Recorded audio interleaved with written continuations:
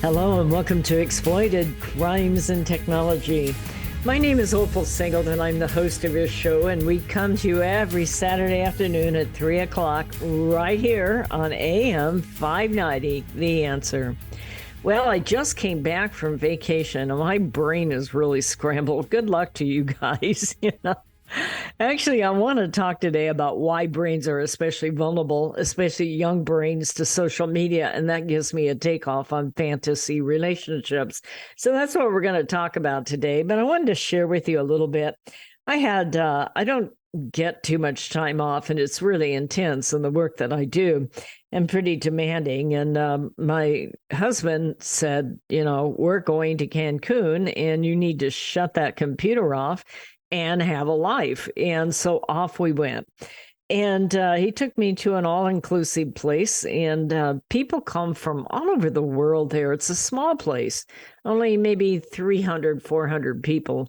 And I quite enjoyed. I'd been there before with him. And, the meeting of the people at an event like that is just so much fun, because these are accomplished adults. It's an adult-only place, and accomplished adults from all over, and listening to the stories of their lives and getting acquainted with them and listening to their humor and their attitudes and their concerns and their political concerns for America and California, quite frankly.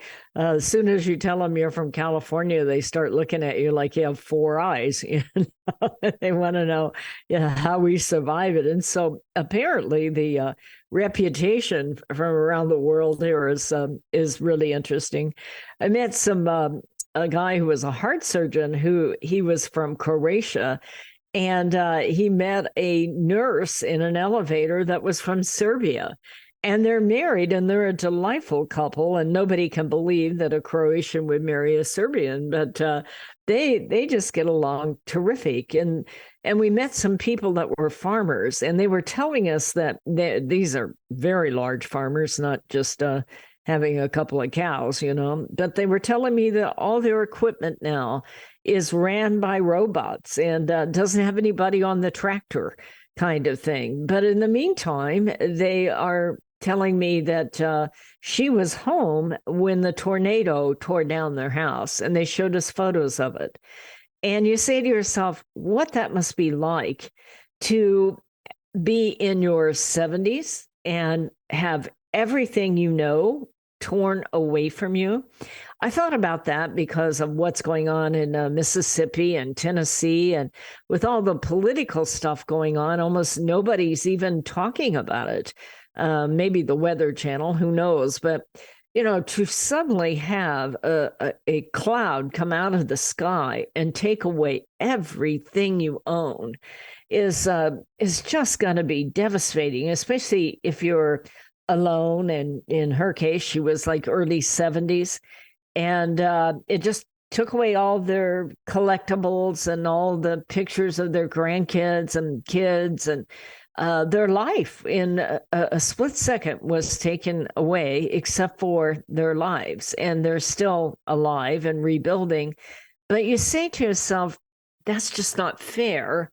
And how does a person recover from that? Well, we had another kind of fun thing. I'll just share with you today, if you don't mind. I'm going to really go into a subject matter, but I'm just kind of sharing with you. So we're in the pool, and people come into the pool, and have a daiquiri or whatever you're having there in the pool, and you start talking. And so these three couples came into the pool, and just, obviously very successful people.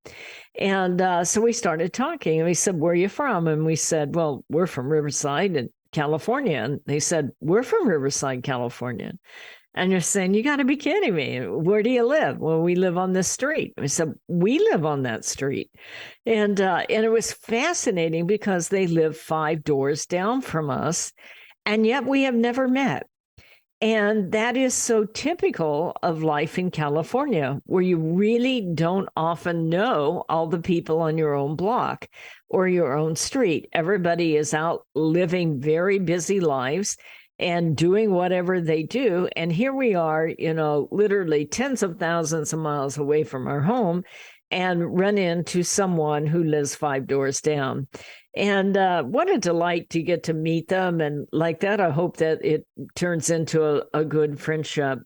But it gave me a chance to see life maybe out of the bubble in which I live. This show is brought to you by an organization called Million Kids, Million, Million Kids. It's usually about sex or labor trafficking or sextortion or social media exploitation, maybe money laundering and like that. But one of the things that we often talk about is that the issue of how our lives have changed because of technology. And so to have all of these face-to-face meetings and getting to know people from all over the world and exchanging ideas and philosophies and points of view. And as I said, some of them came from war-torn areas. Some of them have had very difficult lives, but almost every one of them are incredibly successful and delightful people. And to see their concerns at this point in their life and the relationships they have, many of them have been married for years, like 30, 40, 50 years. Others have as in my case, lost their spouses and then later remarried.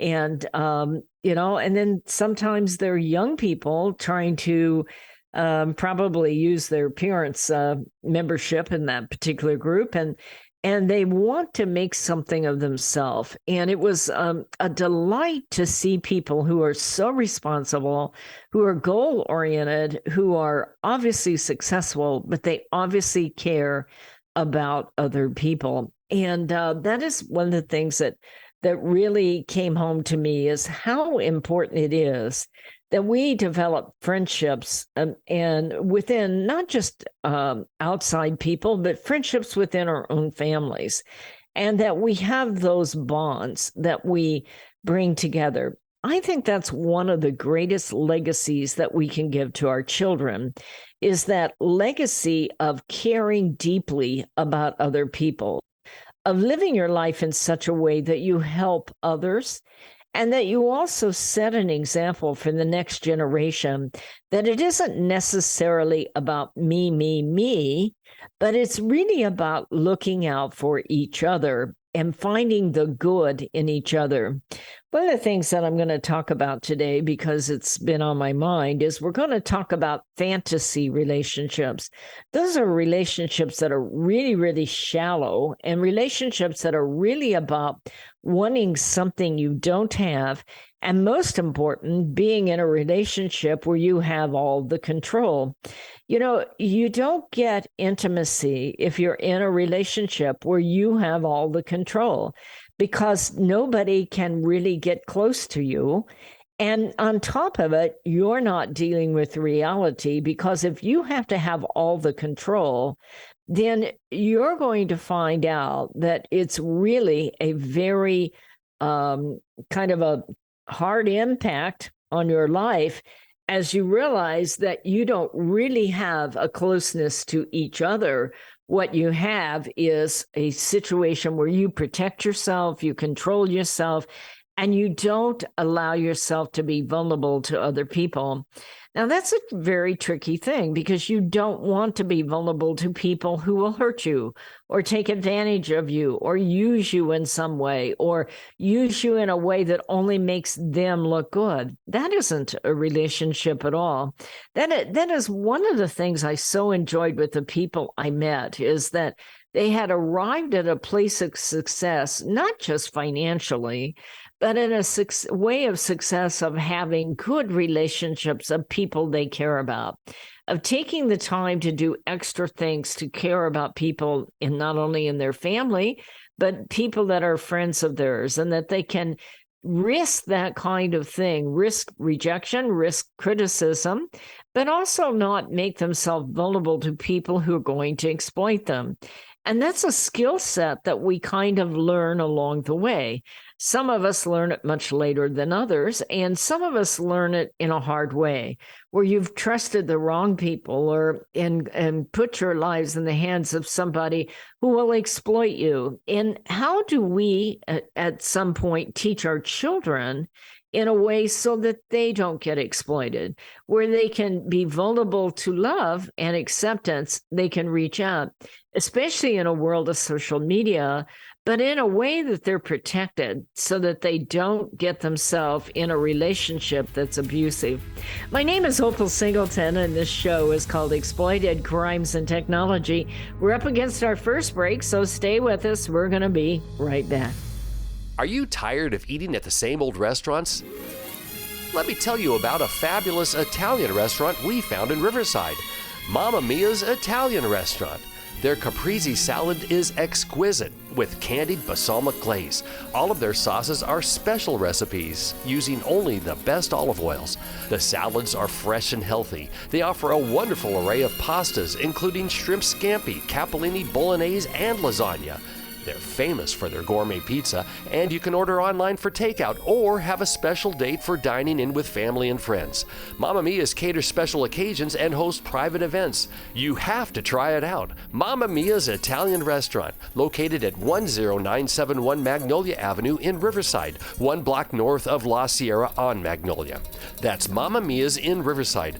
Be sure to tell Michael, Alex, or Joseph you heard it on AM 590 The Answer. Hello, this is Opal Singleton of MillionKids.org. I believe the 4 most powerful words on earth are I believe in you. So we created a challenge coin that says, I believe in you on one side and stand tall, you are loved on the other side. This one-of-a-kind challenge coin is a perfect gift for birthdays, anniversaries, graduation, Christmas presents, or just an anytime gift for someone you love.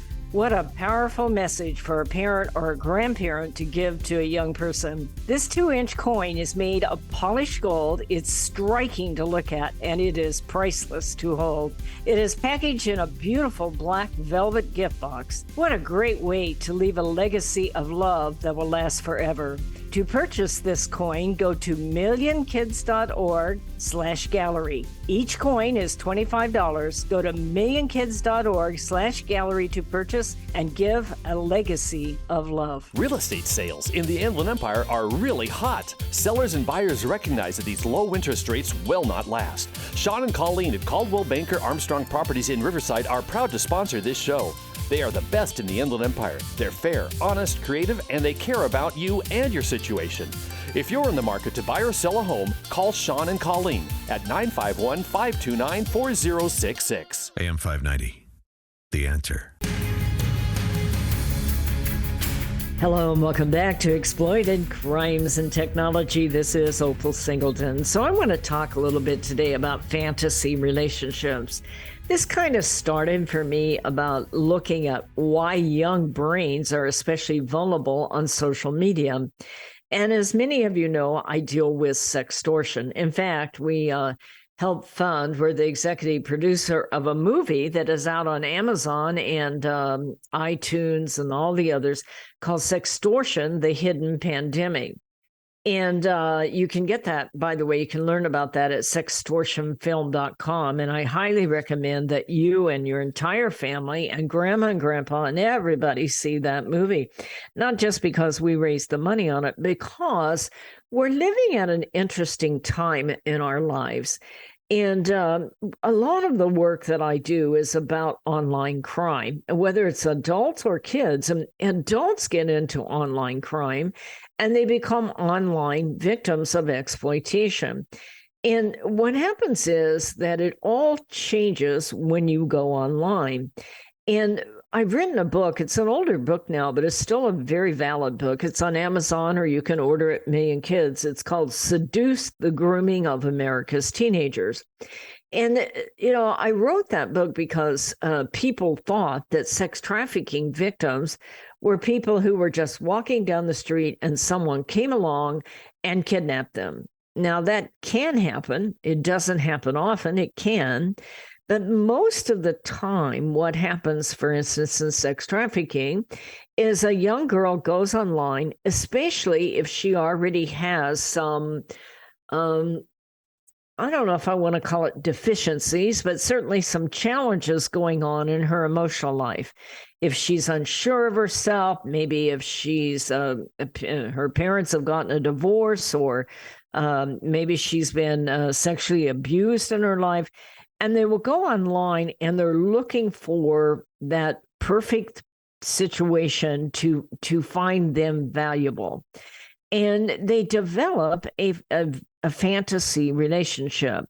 So one of the things I started to read, why young brains are especially vulnerable to social media. This is from the American Psychological Association. They say starting at her age around 10, I go this direction because this really, when you start to put 10, 11, 12, 13-year-olds online early on without helping them understand the real world and the world of social media, you're doing a real disfavor for your child, because you're expecting them to have the maturity and the cognitive skills, decision-making skills, to wade their way through it, which has nothing to do with reality. Let's face it, social media and online video gaming is a world of fantasy. And we're putting young people whose brains are not developed, and quite frankly, we're putting some adult people whose brains are not developed either on some of those dating sites, and it becomes disastrous in that kind of thing. Well, American Psychological Association is saying that starting around age 10, children's brains undergo a fundamental shift that spurs them to seek social rewards, such as attention or approval, from their peers. At the same time, we're giving them smartphones, and I digress here, but that is a connection to the entire world. That when you go on a smartphone, there are now over 5 billion people connected to the internet. And technology changed grandma and grandpa and mom and dad. It isn't like MySpace and Facebook. When a child goes on the World Wide Web, they're on there with millions of people. And it's interesting to me that we send our kids off to battle without any kind of armor or protection mentally to prepare them for the world that they're living in. Social media platforms, I'm reading again from American Psychological Association. Social media platforms like Instagram, YouTube, TikTok, and Snapchat have provided crucial opportunities for interaction that are a normal part of development, especially during the time of isolation, such we went through with COVID. But they also have increasingly linked to mental health problems, including anxiety, depressive symptoms, and body image concerns. So why do kids face a higher risk of harm on social media?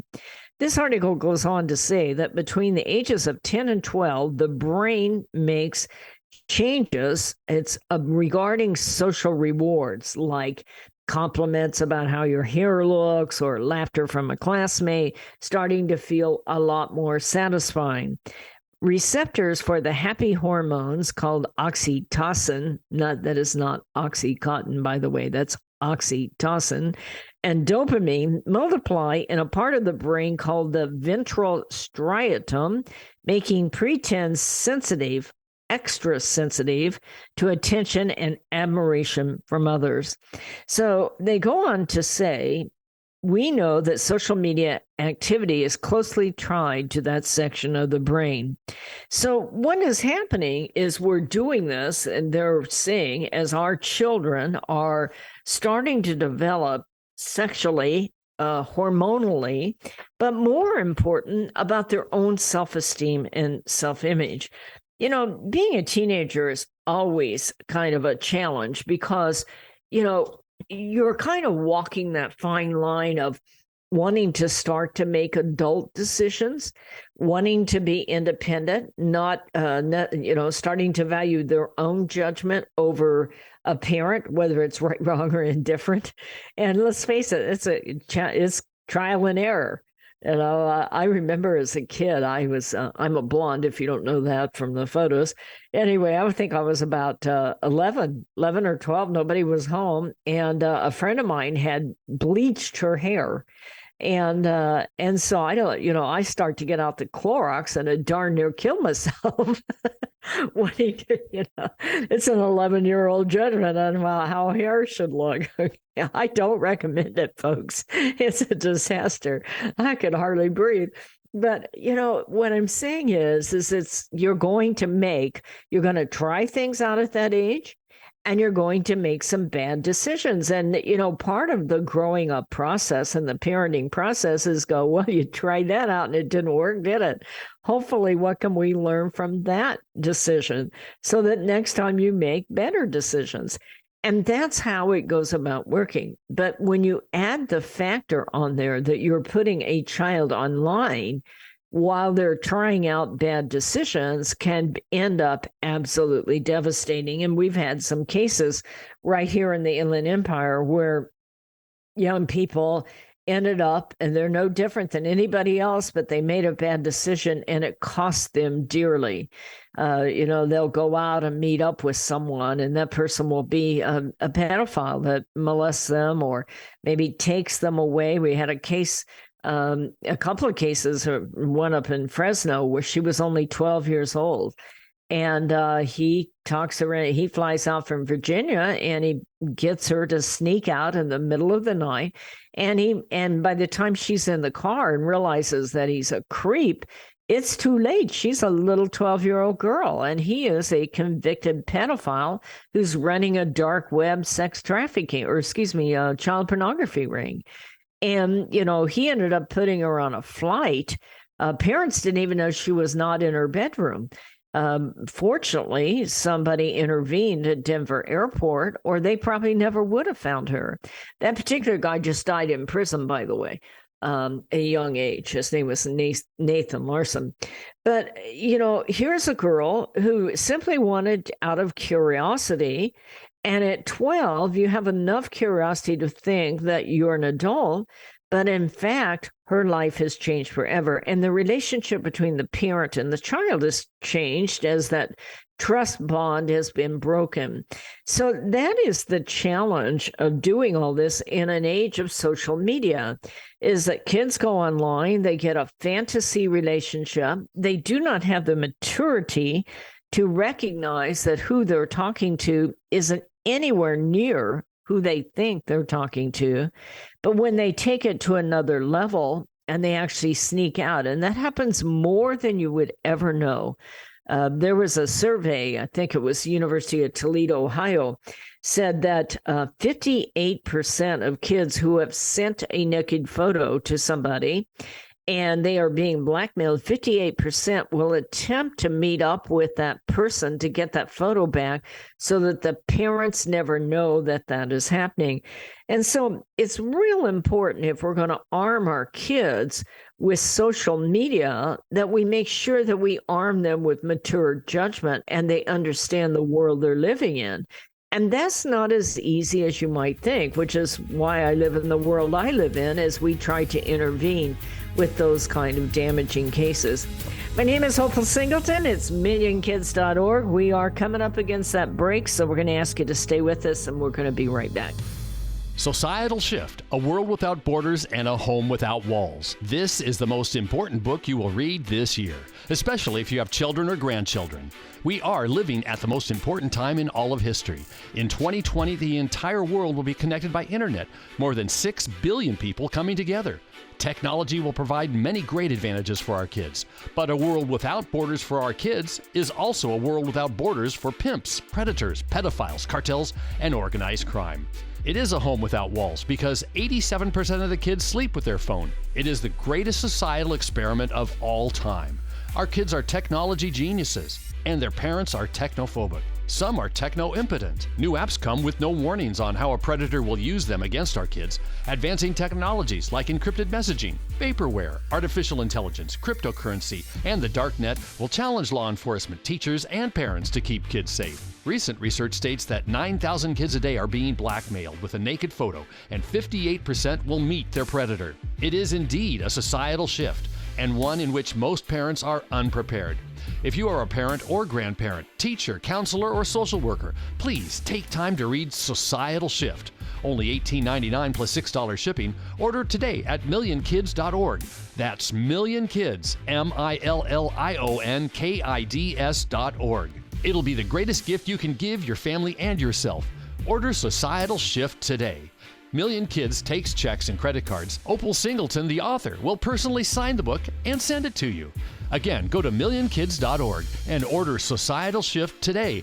Join Million Kids. Keep our kids safe from predators.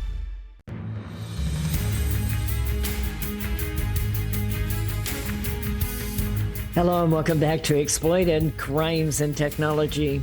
Hey, I want to take a few minutes here with you first and say thank you to all the people that have ordered the challenge coin for their kids. If you don't know what I'm talking about, we have a challenge coin that we sell. It's a fundraiser for us, but more important, it's a legacy for you.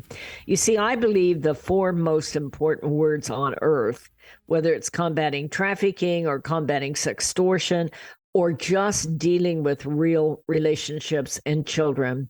The 4 most important words on earth are, I believe in you. And we have challenge coins that say, I believe in you on one side, and the other ones say, stand tall, you are loved. And they're beautiful challenge coins. They're the kind of thing that will last a lifetime, and their lifetime, and their children's lifetime.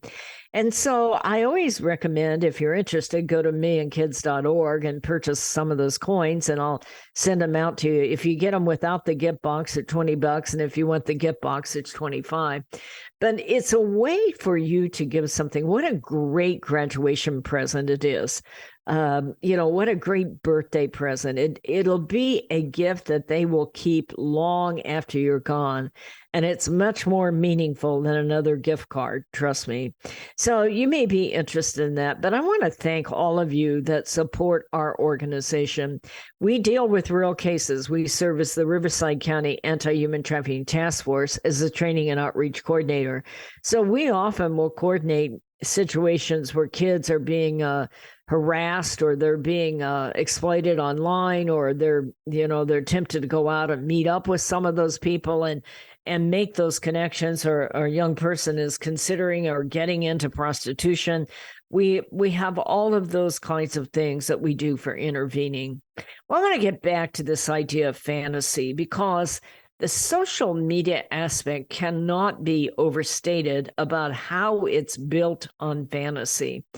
I thought about that the other day when they had that huge lottery. And yes, I bought a ticket. Okay, I'm no better than you are.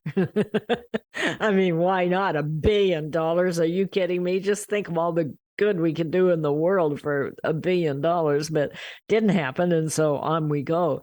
But for a week, everybody who bought a ticket began to fantasize about what they would do with $1 billion. And fantasy can be kind of fun. It gives you a chance to be creative and come up with ideas. And, a lot of artists do a lot of fantasy about what if I did this or what if I did that. And, fantasy is a gift from God in many ways because it opens a lot of doors. But when fantasies become the reality of your day-to-day relationships, then you're in trouble. And that's especially true of our children, because they go online, they go on dating sites. And I know a lot of people who met on dating sites and they seem to have worked out. But when you meet the wrong person on a dating site, or a child meets a pedophile on a dating site, which is most often the case, your child does not have enough adult cognitive reasoning to be able to sort through what this person's like. I'm always saying that if you're dating the guy down the street, you can tell if he's living in mom's basement, okay? You can tell if he only bathes on Thursdays. You can tell that stuff. But when you're on Tinder or Meet Me or My LOL is the latest teen dating site, and we're seeing all kinds of exploitation cases on that.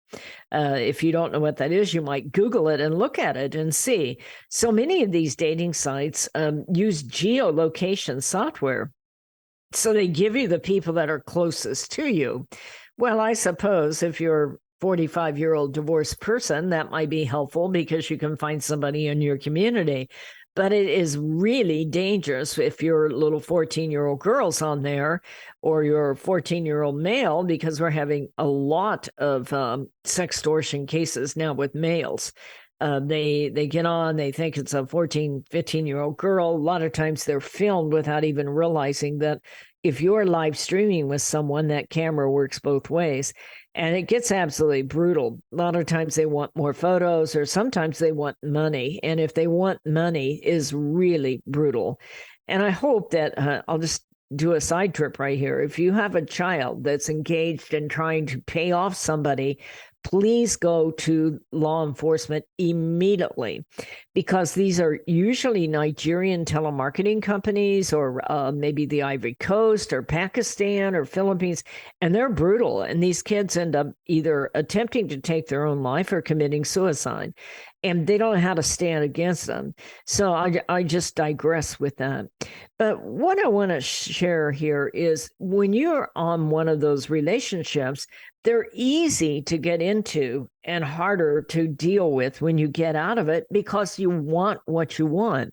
You see, fantasy allows us to control the narrative.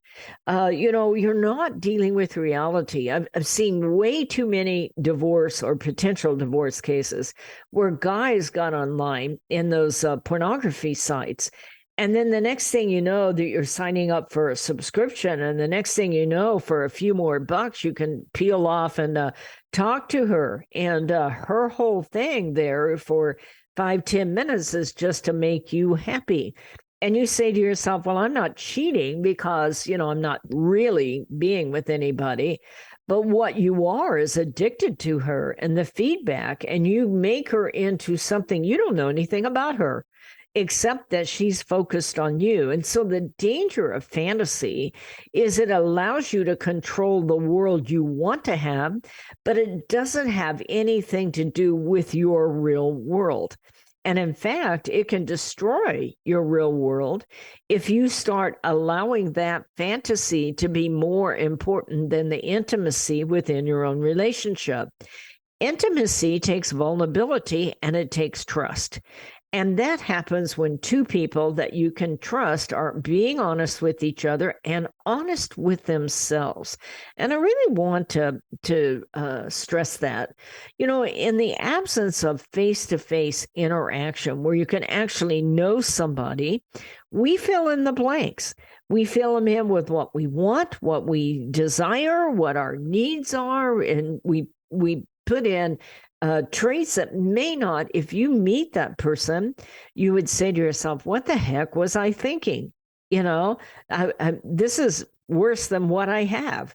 But you have someone who is paid to give you that fantasy. That is the work that they're in. I do a lot of training through various organizations about webcam sex and cyber sex on demand, interactive pornography, and how addictive it is, how much it destroys a relationship, but more important, it destroys the participant. And it takes a little bit longer before they realize that they are selling out their soul. Webcam sex is literally based on total fantasy.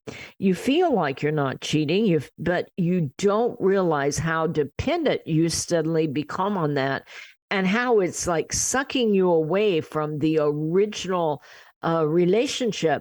Real relationships take work.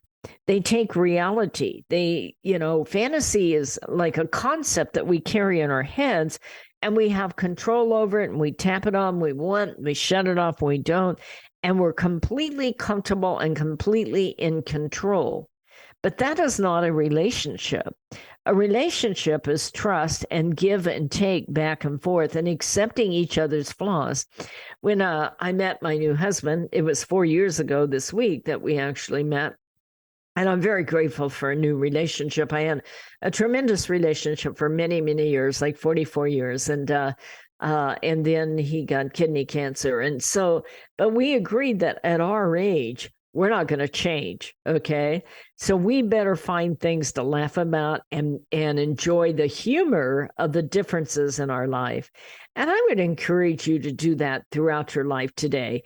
You know, instead of being critical of this, or this doesn't meet my needs, or I want that, and these people are rude and they don't understand my value, find some ways to laugh about it. Find some ways to exchange with your your significant other in your life, including your kids. You know, life is not perfect. And if you're expecting someone in your life to be perfect, as if you're perfect, you're going to have a hard life. And we were laughing the other morning when I made the coffee and didn't put the filter in, and it's like, what's this all about? And I'm like, well, maybe because I'm jet lagged and it's 6 a.m. in the morning and I barely find the coffee pot. Maybe it's that.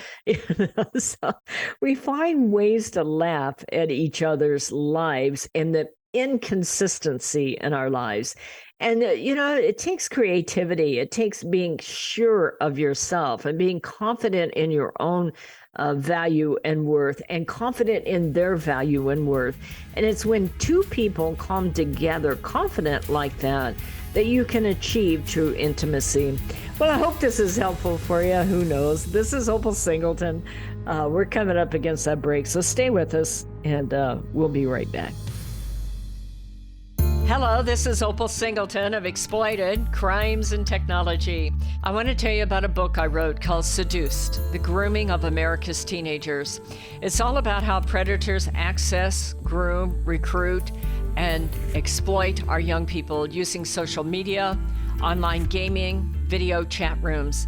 Technology is changing at the speed of light, and we have to understand how to keep our kids safe from predators. So you can get this book by going to www.millionkids.org. It's $16. I'll sign it and I'll ship it to you personally. We hope that you will order this book, educate yourself about how to keep our kids safe in this day of changing technology. Join us each Saturday for our radio show at Exploited: Crimes and Technology at 3 o'clock on AM 590. The Answer. Custom Service Systems, a proud supporter of Million Kids, is a family-owned and operated commercial cleaning company servicing the Inland Empire and surrounding areas since 1974. CSS takes pride in their ability to maintain the business facilities they serve and their long-lasting relationships with their valued clients. CSS provides a variety of cleaning systems customized to client needs, including deep cleaning and disinfectant to be COVID-19 compliant. From basic office cleaning to windows and floors, CSS will clean up your mess so you don't have to stress. Custom Service Systems cares about families and communities and wants to give back. Custom Service Systems are proud supporters of Million Kids to keep kids safe from predators. If you need the best cleaning services for your business or corporation, contact Custom Service Systems at cssclean.com. Again, cssclean.com, or call 951-781-9345. That's 951-781-9345. You will know you found the best. Custom Service Systems. Hello, this is Opal Singleton of Exploited: Crimes and Technology. Let me tell you about my friend Doris Anderson at Remax Realty in Upland. She is amazing. She's kind, she's patient, but she listens. And she's informed, and she will help you with your real estate transaction in a way that works for you. Doris, in full disclosure, often supports the work of Million Kids because she cares about young people. But she knows how to analyze a market, how to market a property, and how to find just the right transaction for both buyers and sellers. If you're looking to buy or sell real estate or invest in income property, contact Doris Anderson at Remax Realty, 951-733-8899. That's 951-733-8899. 951-733-8899. AM 590. The Answer. Hello and welcome back to Exploited Crimes and Technology. This is Opal Singleton, and we've been talking about fantasy relationships. Well, I do believe that part of what happens with our social media exploitation is it takes us away from reality. And that's true if you're 80 years old or 50 years old or 12 years old or 6 years old. All of us look for an escape. And I'm pretty sure that's what goes on in those TikTok kind of videos that go out there and the Facebook videos and like that. It kind of puts us out of reality and takes us into a different world. All of that is good as long as you have control of it and you have the discipline to be able to protect yourself and have your children protect themselves. And I think that's really part of that discussion before you put someone on a cell phone. Some of us, maybe I've shared this with you. I remember one morning being at Mimi's on breakfast, and next to me was a table of about, I would say 10 or 12 people, and it was Grandma's birthday. Grandma was in her 80s, there's no doubt. So there's multiple generations going on there, and they've all met at Mimi's to celebrate her birthday. And 11 of those people were on their phones. And I watched Grandma, and I could almost see her rewriting her will. She was just so furious, and I don't blame her. Here is a wonderful occasion, an occasion that, will never happen again and probably won't be happening a lot in the future based on her age. And what a great time for the family to interact and exchange and talk about memories and get Grandma to share her life and her wisdom and some of her experiences and enjoy the bonding with each other. You see, if 11 of the 12 people are bonding in a fantasy relationship on their social media phone, they are not bonding with each other. Now, maybe they're texting each other, but who knows how that goes. I think what we need to do in this case is, number one, social media should never overtake good manners. And that's true between husband and wife. That's true between the family. And that's true wherever you are. I see business meetings where everybody goes in and grabs their phone. And, if you're meeting face to face with people, put your social media away and start to interact. Same way, if you're taking a night out to dinner, okay, there's nothing wrong. My husband and I'll sit there sometimes and share, Facebook or videos, clips and things like that while we're having dinner and relaxing before the food comes. But let's talk to parents and kids and let's share the value of that personal intimacy when two people meet.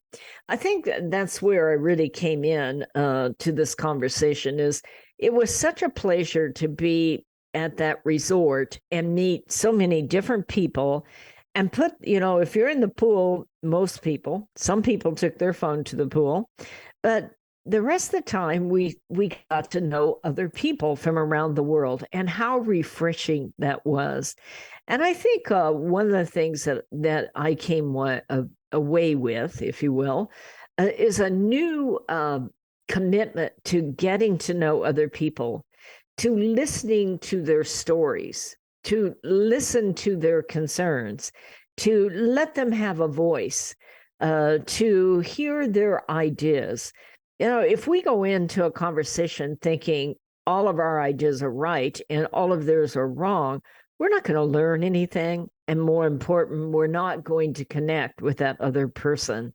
And, there is a place for social media. There's a place for Google and all of that.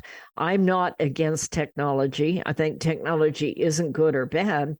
But when you give up all discipline, if you give up all cognitive reasoning, if you connect yourself in a world that isn't real, then you're going to pay a price. Number one, you're going to miss a lot of real life. The healthiest kids I see out there are kids whose family are well balanced.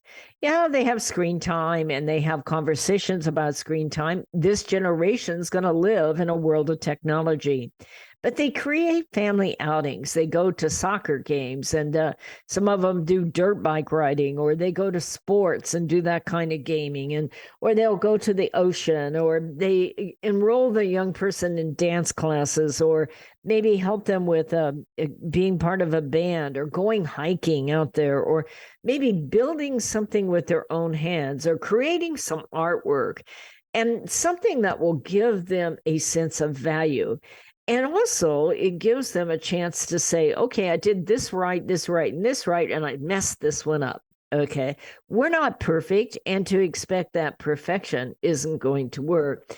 But it is that engagement that gives you the reality to have intimacy. You will never have intimacy if you are in a fantasy relationship, because it's not based on reality. You're not accepting each other's flaws. You're not opening that door to be close to each other and be able to say, you know, I'm not perfect, you're not perfect, but we make a pretty good imperfect pair. And be proud of your family and each other and who you are. I hear families that are fighting and tearing into each other and finding out, you know, being ticked off about something that happened in 1984. And it goes down from generation to generation, and they fight over an inheritance. And I think how sad that is. It isn't the things.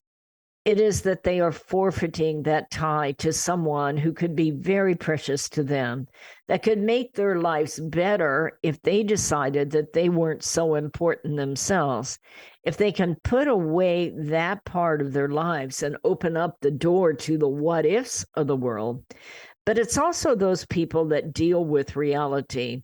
If you're in a fantasy relationship based on, you know, your need to escape and have some perception of something that isn't real, you're going to end up with something that isn't real. And in fact, sometimes our kids, when they pursue that fantasy relationship and they meet up with someone, they pay a price. And this can happen to adults too, out in like those dating sites, where they pay a price that will change their perceptions, it changes their values, and it changes for who they are. You know, life is just so important and it's so precious, but it's based on honesty. It's based on moral values. It's based on trust. It's based on sharing about what is important to you and hearing what is important to other people and being able to laugh at the differences that are in there. That is so much better than living in some sort of bubble that isn't anything ever near what you want. And even worse, when you go out and you meet up with that person and you find out how far they are from what you want. But by that time, your feelings are on your cuff and you've already been hurt.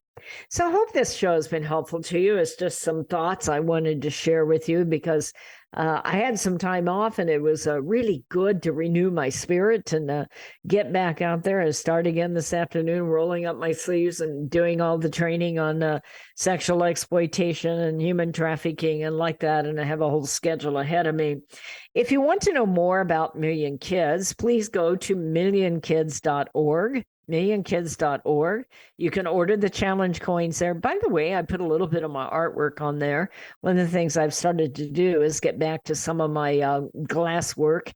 I used to be a glass artist and had to put it into storage, and now I have it set up again. And that's what I do to kind of pull myself together. And we also have some jewelry on there for sale from a lady by the name of Nancy Probizgansky.